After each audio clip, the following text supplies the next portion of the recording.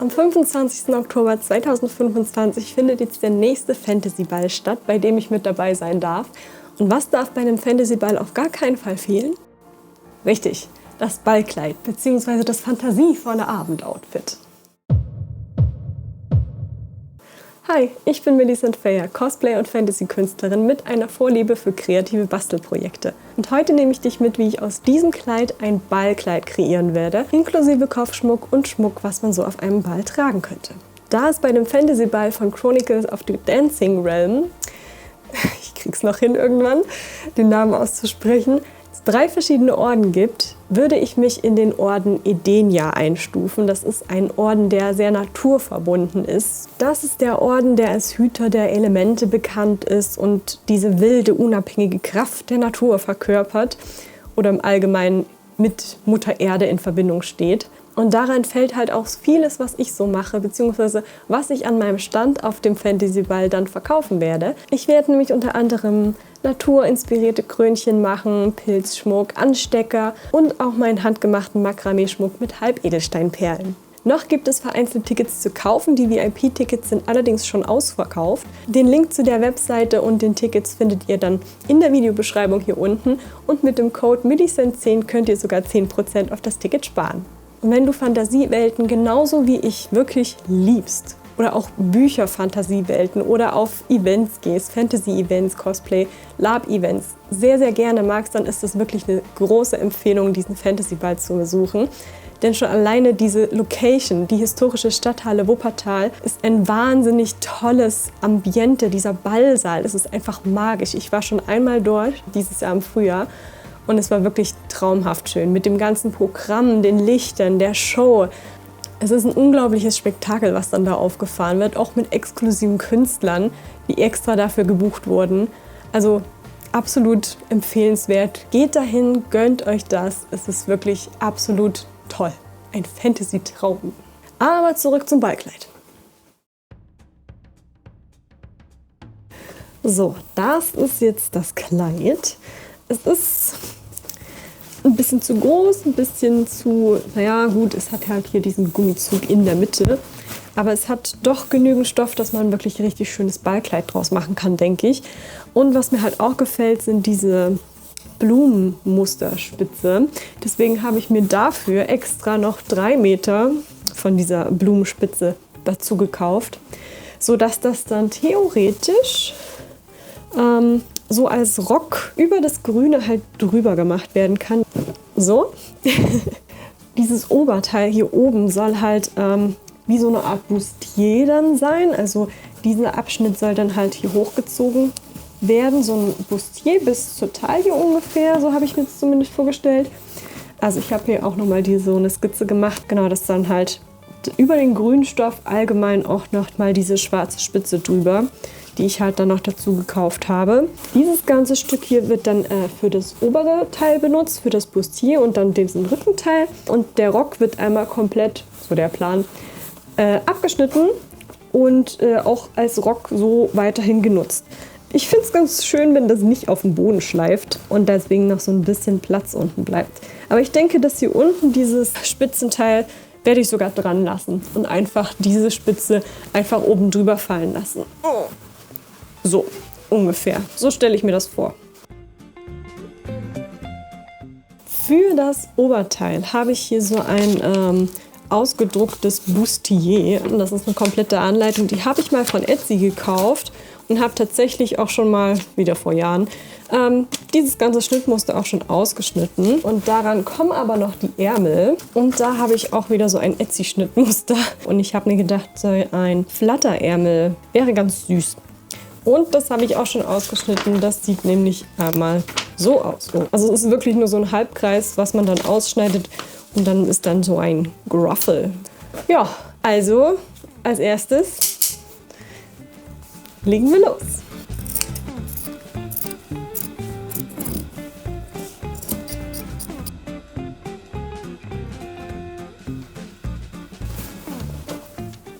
Um zu testen, ob das jetzt auch funktioniert und halbwegs die Größe ist, ich stecke es trotzdem vorsichtshalber noch mal fest. Und das müsste dann noch hier so drüber. Ich werde erstmal ein Mockup dazu machen. Ich habe hier noch ein bisschen Reststoff, den werde ich dafür verwenden, weil ich bin so Typ, ich kann nichts wegschmeißen. Da das aber ja auch mit Formcut ist, deswegen nehme ich jetzt einmal 2 mm Form und werde erstmal diese Cups ausschneiden bzw. so zusammennähen, damit das ein bisschen Stabilität gibt. Okay, das ist vielleicht ein bisschen sehr perforiert, aber es ist ein Cup. Hätte ich nicht gedacht. Bin gespannt, ob das so funktioniert. Also laut Anleitung soll jetzt dieses Teil hier über dieses Teil. Macht ja auch eigentlich Sinn. Aber mir ist jetzt was aufgefallen.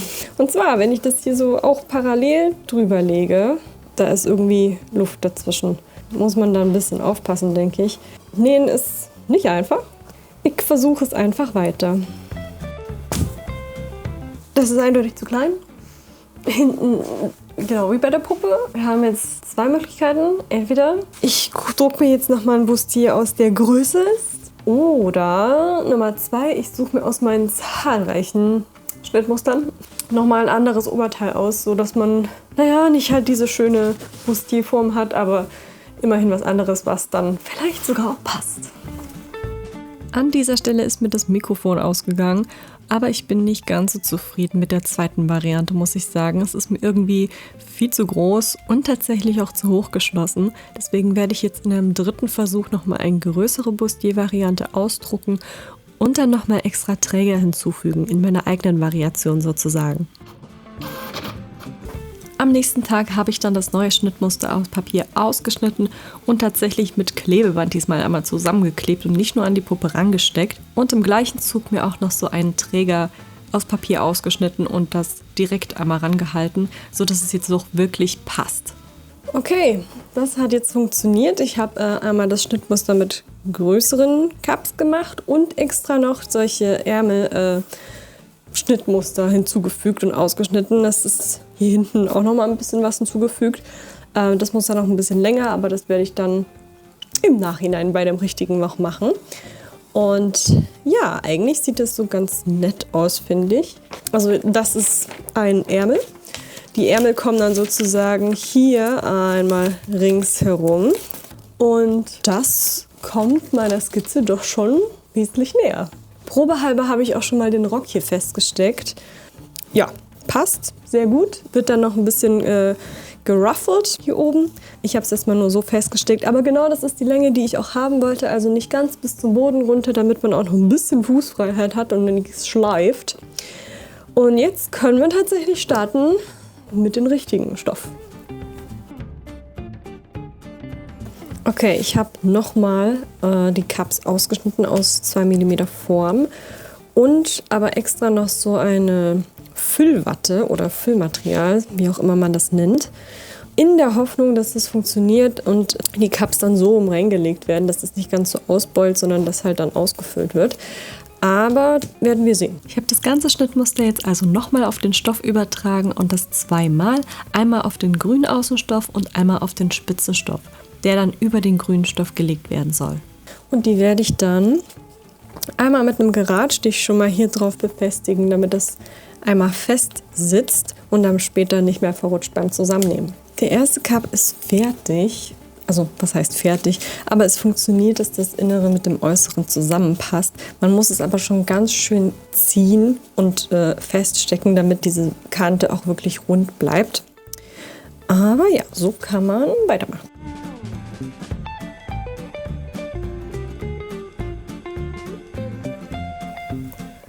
So, ein kurzer Zwischenstand. Ich habe jetzt die Corsage soweit außen einmal genäht. Also es ist wirklich nur dieser grüne Stoff mit dem Blumenstoff oben drüber. Was jetzt allerdings noch fehlt, ist der ganze Innenteil, damit das auch von innen schön aussieht. Beziehungsweise es ist jetzt noch sehr stretchy, dass das auch alles wirklich fest hält, wie eine Corsage. Deswegen muss ich jetzt einmal einen Innenstoff, dann mache ich jetzt einmal schwarz. Auf jeden Fall der Innenstoff, der dann von innen auf dem Körper anliegt. Und damit diese Corsagestäbe dann auch drin halten, mache ich noch eine zusätzliche Zwischenschicht, damit es auch fest genug ist. Und damit ich jetzt dieses vorhandene Mockup, das ist ja wirklich richtig fester Sofastoff gewesen, den ich hier genutzt habe als Reste, damit es nicht einfach weggeschmissen wird, versuche ich diesen Teil hier einmal als Zwischenstoff zwischen dem und dem Innenstoff dann reinzumachen. Ich hoffe, ihr habt das verstanden. Ich bin keine Schneiderin. Verzeiht mir, wenn ich versuche zu erklären, aber es nicht so richtig funktioniert. Fragt immer gerne ansonsten in den Kommentaren. Und ihr könnt gerne mal raten, wie lange das jetzt insgesamt dauert. Also wie lange würdet ihr schätzen, brauche ich jetzt noch für das komplette Outfit? Also was noch fehlt? Die Ärmel, das komplette Innenteil, der Rock muss noch angenäht werden und aus dieser schwarzen Spitze noch dieser Überrock, der hier drüber gemacht werden muss. Aber ihr habt ja schon mal die Anhaltspunkte von 5 Stunden von dem hier und 6 Stunden nur fürs Mockup. Aber es ist immer so, dass ein aufwendiges Oberteil, was so mehrere Schnitte ineinander fasst, weil das sind ja schon alleine 1, 2, 3, 4, 5, 6, 7, 8, 9, 10 Teile, die einzeln ausgeschnitten werden müssen, dass sowas sehr viel länger dauert als ein Rock, was eigentlich nur ein Teil ist, was zusammengeschnippelt wird und fertig. Egal, wir machen weiter. Ich nähe also den Innenstoff genauso wie den Außenstoff zusammen und zwischen Innen- und Futterstoff lasse ich die Tunnel für die Stäbe frei. Diese schneide ich dann zurecht und runde die Ecken mit Hitze oder einer Schere leicht ab, damit auch später wirklich nichts durch den Stoff durchpiekst. Hier auch wieder bitte sehr vorsichtig im Umgang mit Feuer sein. Sind alle Teile soweit fertig, lege ich die Stoffschichten rechts auf rechts aufeinander und nähe einmal den oberen Rand komplett ringsherum. Das Oberteil ist jetzt soweit fertig, also von außen und von innen. Ist doch ein bisschen groß. Hier und da hat es ein paar kleine Fehlerchen und ein paar kleine Sachen, die hier so rausstehen. Aber das mache ich dann ganz am Ende so ein bisschen verstecken. Hinten habe ich es noch nicht zugemacht. Da fehlt halt noch hier dann die Schnürung. Und genau, als nächstes einmal die Ärmelchen. Den Grundärmel habe ich ja schon als Schnittmuster parat. Allerdings will ich 2 Ärmel daraus machen. Deswegen mache ich jetzt noch einen zweiten. Also male ich das einfach nach und mache den einmal insgesamt 6 cm größer.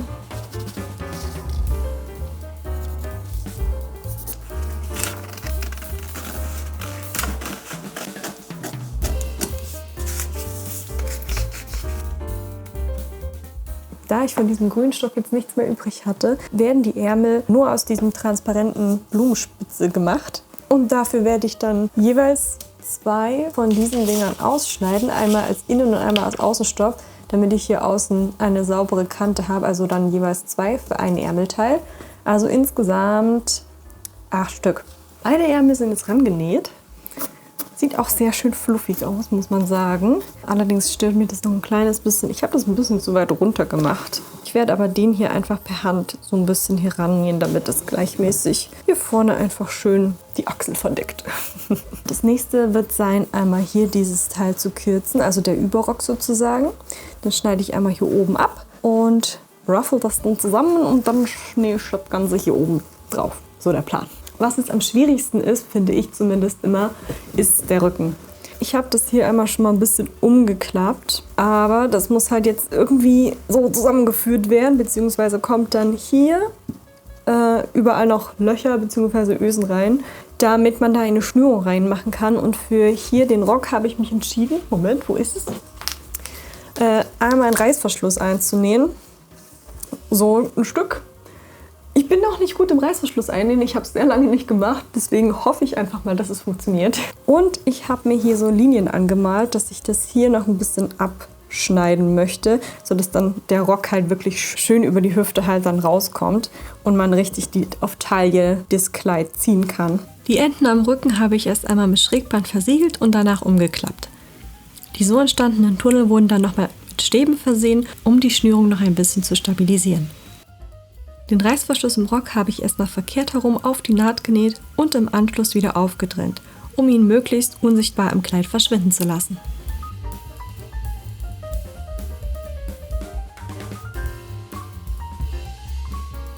So, jetzt muss eigentlich tendenziell nur noch das Oberteil an den Rock genäht werden. Dafür versuche ich hier an dieser Linie einmal alles festzustecken. Das habe ich vorher schon ein bisschen versiegelt mit einer Naht. Und dann alle Schichten miteinander verbunden.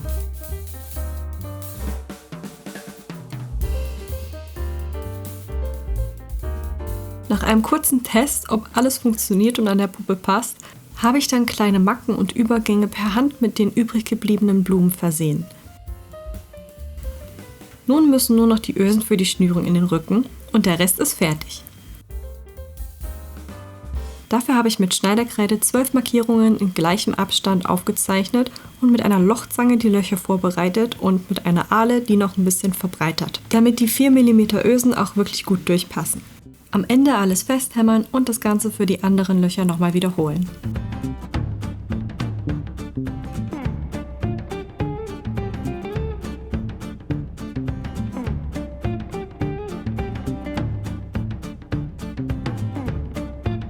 Für das Schnürband selbst nehme ich dann einfach ein Satinband von der Rolle. Es ist geschafft. Es passt über die Puppe, also tendenziell passt es auch über mich, sodass man es gut anziehen kann. Schnürung kommt noch rein. Und es funktioniert. Man kann sogar das Schleifchen entweder so rausgucken lassen oder reinstecken. 4 Tage Nähen, durchgängig, fast durchgängig, sind jetzt geschafft. Ich bin sehr froh, dass das so geklappt hat, wie ich mir das auf meiner Zeichnung vorgestellt habe.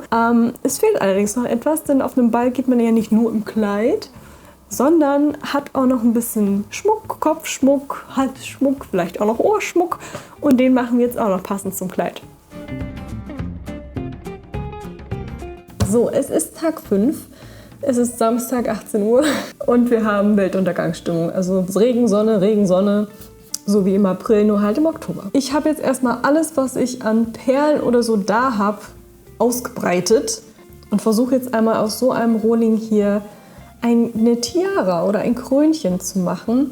Und bevorzugt will ich da, glaube ich, diese eher grünen Blätter verwenden, weil das Kleid ist ja auch mehr dunkelgrün mit so ein paar helleren Akzenten oder rot-weiß in die Richtung. Mal sehen. Ich werde erstmal alles vor mir hinlegen und gucken, welche Farbkombinationen am besten aussehen. Und mein Plan ist dann, einmal durch die Perlen durch mit Draht zu gehen und auf Draht aufzuwickeln. Aber ihr seht das gleich.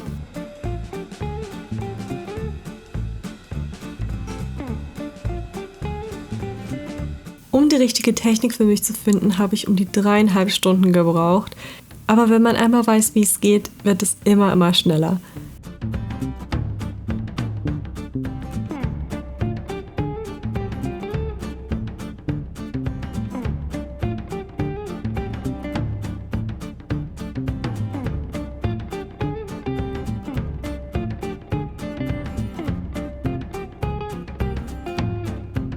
Als Befestigung am Kopf habe ich wieder ein Satinband verwendet. Man kann aber auch die Tiara mit so Haarnadeln am Ende feststecken. Weiter geht's mit einem Earcuff, also so einem Ohrhaken. Dafür habe ich wieder erst alles grob hingelegt, um die passende Kombination zu finden und dann nach und nach mit kleinen Kettchen alles an den Ring befestigt.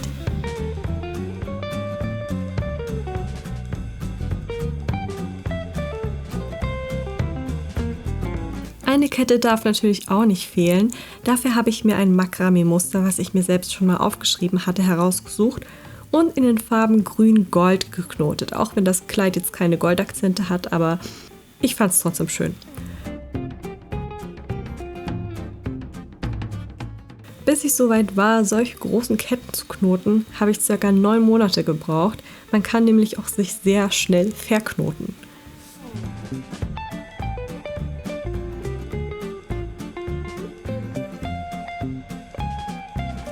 Und damit sind alle Schmuckstücke fertig.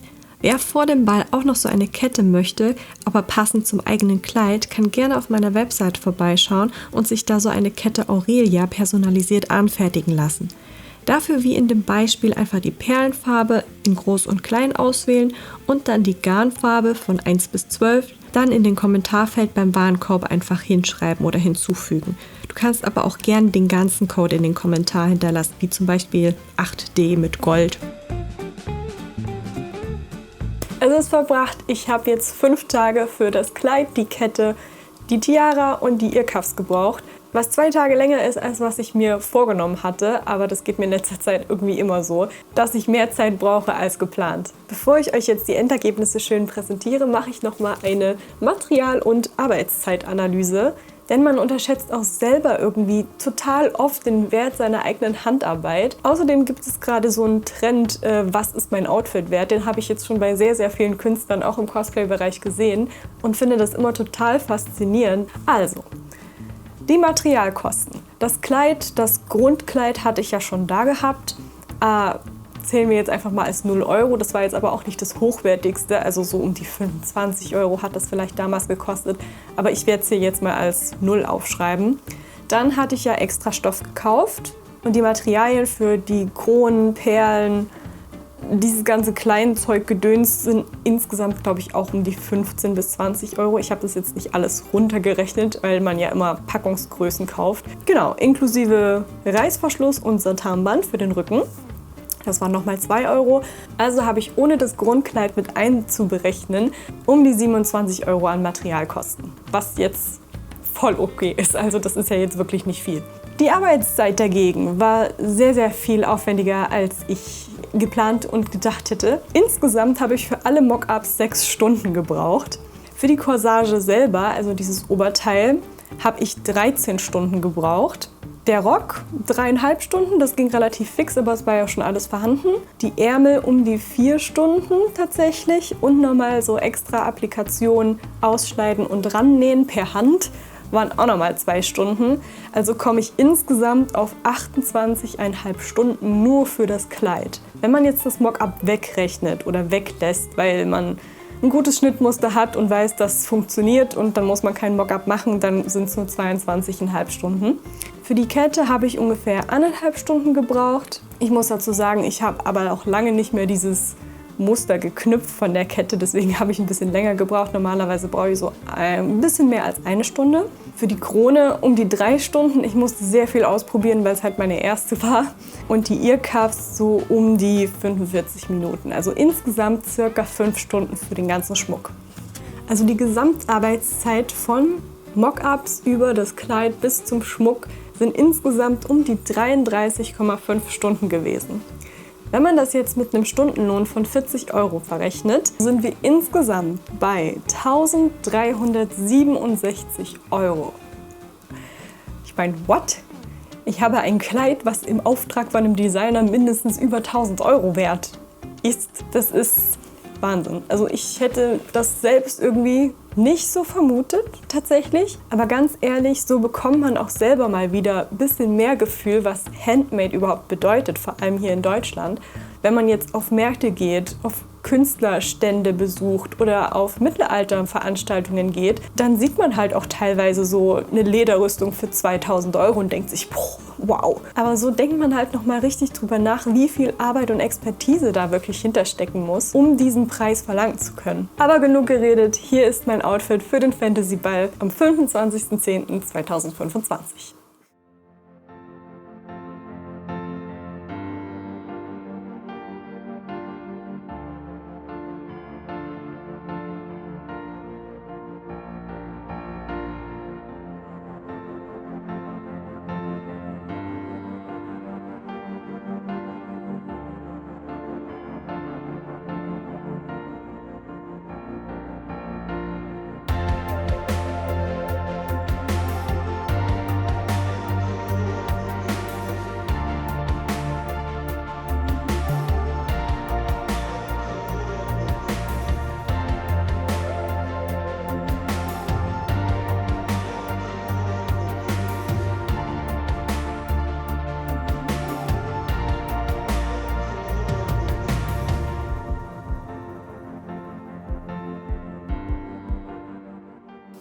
Ich bin so froh und erleichtert, dass mein Plan doch noch aufgegangen ist und das Kleid wirklich so schön geworden ist. Bequemlichkeit in dem Kleid ist eher nicht so ganz, aber es ist halt eine Corsage, die auch richtig fest geschnürt ist, damit auch alles zusammenhält. Soll schön aussehen, nicht bequem sein. Für einen Abend ist das völlig in Ordnung. Ich werde die nächste Zeit jetzt erstmal weiter an meinen Produkten arbeiten. Auch die Tiaras und die Earcuffs werde ich noch ein paar mehr machen, um die dann zum Ball exklusiv auch das erste Mal mitnehmen. Ansonsten freue ich mich über jeglichen Support, egal ob liken, kommentieren oder teilen. Damit unterstützt du mich und meine Kunst und ich kann hoffentlich noch ganz viele weitere Kostüme und Projekte umsetzen. Okay, tschüssi!